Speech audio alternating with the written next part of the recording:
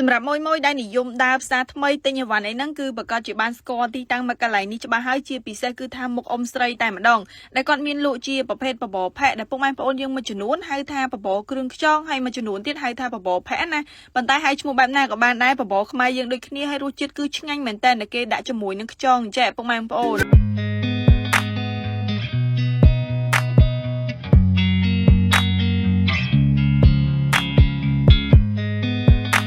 សម្រាប់តូបដែល Two Sister ចូលនេះគឺមានឈ្មោះថាអ៊ីស្រីនំបញ្ចុកផ្សារថ្មីដែលស្ថិតនៅច្រកចូលខាងលិចផ្សារថ្មីពុកម៉ែបងប្អូន Two Sister នៅដាក់ Google Map លំអិតតែម្ដងដើម្បីពេលទៅកុំឲ្យវែងអញ្ចឹងណាហើយមើលបបររបស់គាត់គឺទំនងមែនតើគាត់មានដាក់ជាមួយនឹងធាងត្រាវនៅខាងក្នុងហ្នឹងនិយាយទៅគឺថាសាច់បបរឡងខាប់ល្មួតតែម្ដងហើយគាត់ក៏មានជាប្រភេទបបរតុកកាដែរអញ្ចឹងបើសិនជាចង់ញ៉ាំបបរតុកកានៅក្នុងផ្សារថ្មីអីគឺអាចទៅតូបអ៊ីស្រីបានគាត់មានលក់ឥឡូវនេះគឺថាអាប់ដេតតាមសម័យកាលតែម្ដងណាហើយខាងនេះគឺជាខ្យងរបស់គាត់យូរទៅគឺថាខ្យងនេះគឺគាត់កាត់យកទៅក្បាលទេហើយ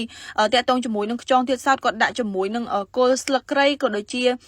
ស្លឹកក្រូចសើចពុកម៉ែបងប្អូនអញ្ចឹងគឺថាក្លិនរបស់គេឈ្ងុយមែនតើហើយតាក់ទងជាមួយនឹងបបរនេះគឺគាត់បើកលក់មកយូរឆ្នាំហើយគិតមកទល់ឥឡូវនេះគឺចូល3ជំនាន់ហើយតាំងពីមួយចាន700រៀលពុកម៉ែបងប្អូនហើយឥឡូវនេះគឺតម្លៃមួយចាន8000រៀលនិយាយទៅគឺអាចចាត់ទុកបានថាជាតូបមួយដែលចំណាស់ដែលជើងចាស់នៅក្នុងផ្សារថ្មីដែរអញ្ចឹងហើយនៅកន្លែងគាត់គឺមួយច្រើនមែនតើ Two Sister ចូលចិត្តជាមួយនឹងរសជាតិបបរខ្យងឬមួយក៏បបរផាក់នៅកន្លែងគាត់ហើយ Two Sister ថ្ងៃនេះគឺទៅជាមួយនឹងតែក្រូចឆ្មាទឹកឃ្មុំ Freshy យើងកោះចាក់ដាក់តកត្រជាក់អញ្ចេះមកលក្ខណៈថាដើរនៅក្នុងផ្សាររៀងក្តៅអីអញ្ចឹងទៅបានតែក្រូចឆ្មាទឹកឃ្មុំ Freshy ម្នាក់តែមកកំប៉ុងចេះមកគឺមានកម្លាំងព្រឹសតែម្ដង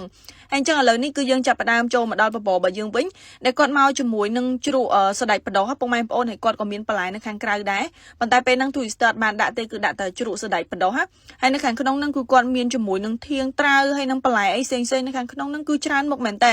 អញ្ចឹងសម្រាប់អ្នកដែលចូលចិត្តញ៉ាំបន្លែអីគឺអាចញ៉ាំជាមួយនឹងបបរផាក់ខ្យងនេះបានព្រោះអីនៅក្នុងនេះគឺមានបន្លែច្រើនមុខនៅពេលដែលយើងញ៉ាំទៅគឺជួយទៅដល់សុខភាពអាចចាត់ទុកបានថាជាអាហារសុខភាពដែរហើយយើងញ៉ាំជាមួយនឹងតែក្រូចឆ្មាទឹកឃ្មុំ Freshy អញ្ចឹងទៀតមកគឺធ្វើឲ្យការញ៉ាំរបស់យើងអត់ទលាន់ទេហើយសម្រាប់ទីតាំងនេះគឺគាត់មានបើកលក់ចាប់ពីម៉ោង9ព្រឹករហូតដល់ម៉ោង7យប់ហើយមួយទៀតសម្រាប់ពុកម៉ែបងប្អូនដែលចង់សប្តាហ៍ទៅដើរលេងនៅ Walk Street អីគឺអាចទៅញ៉ាំបានគឺគាត់ឥឡូវនេះមានទៅលក់នៅ Walk Street ដែរណាអញ្ចឹងសម្រាប់វីដេអូរបស់ Twister មានតែប៉ុណ្្នឹងទេ